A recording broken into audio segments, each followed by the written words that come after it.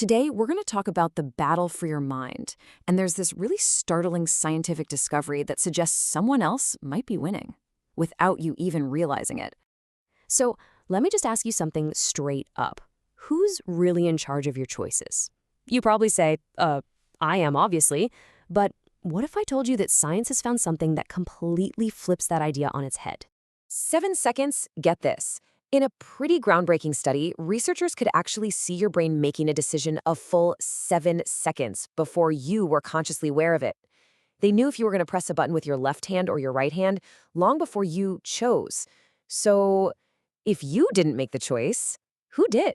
To even begin to wrap our heads around this 7-second mystery, we have to understand the two very different systems running in your head right now: your conscious mind and your unconscious mind. Stanford biologist Dr. Bruce Lipton has this brilliant way of explaining it. Think of your unconscious mind like a supercomputer. But it's not a blank slate. Nope. It's preloaded with programs, all your behaviors, your reactions, your beliefs, things that have been installed your whole life, especially when you were a kid. Its job is just to run those programs on autopilot. And here's where it gets kind of crazy. Look at the difference in power. Your conscious mind, the part you think of as you, it processes information at about 40 bits per second. It's creative, it's logical, but the unconscious mind, it's flying along at 40 million bits per second. It doesn't think up new stuff, it just runs the programs it already has, automatically. That makes it literally 1,000,000 times more powerful. And this chart just puts it all into perspective. I mean, wow. Scientists estimate that anywhere from 95 to 99% of everything you do, your decisions, your feelings, your actions, is run by that massive, unconscious supercomputer. Your conscious mind? For the most part, it's just along for the ride. Okay, so how does a program even get installed on that supercomputer? Well, it's a process we've all been through. Just think about how a brand new skill gets downloaded from your conscious mind and onto your unconscious autopilot. Remember learning to drive? At first, you had to focus on everything, right? You could barely even hold a conversation. But after you did it over and over and over again, that skill got transferred. Now driving is automatic. The driving program is running in your unconscious, which frees up your conscious mind to think about what you're going to have for dinner. And that reveals the secret to all programming, good or bad: repetition. That's the key. Now, this whole system is amazing for learning to drive.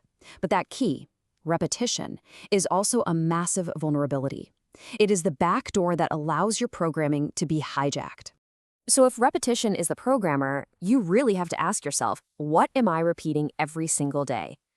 Every ad you see, every show you binge watch, every notification that pops up on your phone, it's all code.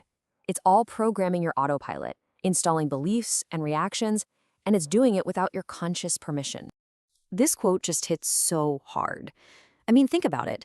We put locks and security systems on our houses to protect our physical stuff, but we leave the front door to our minds wide open, basically letting anyone just dump their ideas inside. This is how we end up being programmed by default, not by our own design. You know, there's this ancient concept that calls this autopilot self the carrion, your internalized companion. It's basically the sum of all the programs you've installed through repetition. This idea explains a really interesting paradox. During a spiritual time like Ramadan, external temptations are said to be chained up, yet people still struggle with their bad habits. Well, that's not some external force. That's the internal carrion, the programming you've built, still running its old code. Okay, so this might all sound a bit doom and gloom, like we're just puppets of our own programming, but we're not. Here's the good news. If a mind can be programmed, it can also be reprogrammed. We can absolutely take back control. So, how do we actually do it? Well, there are two main ways. The first is kind of the brute force method, methodical repetition. You consciously pick a new habit, and you just practice it again and again until you literally overwrite the old program. The second path is a bit deeper, using tools like faith or deep prayer to get into a state of mind where you can more directly influence and rewrite your own unconscious code. And what's incredible is that modern science actually backs this up. Brain scans show that during moments of deep prayer or meditation, a specific part of your brain, the temporal lobe, just lights up. And that's the part responsible for meaning, for emotion, for creating new memories. In those moments, you are essentially getting admin access to your own brain with the power to install new, positive software. Now, this ability to program and reprogram our own minds, it's not just a self-help trick. It is the core principle at the heart of a much, much bigger conflict. Because this battle for the mind isn't just happening inside you, it's happening on a global scale. And that brings us to this incredibly powerful idea. Real conquest isn't about armies and taking over land. It's about occupying thought. Because if you can program how an entire nation thinks, what they believe, what they value, their land and their resources will just follow. No fight needed. And that's the ultimate point here. The real war is never fought with weapons. It's a war of ideas. It's a battle to replace one program with another one. Because whoever controls the programming, the media, the stories, the information you consume every day, they control the future.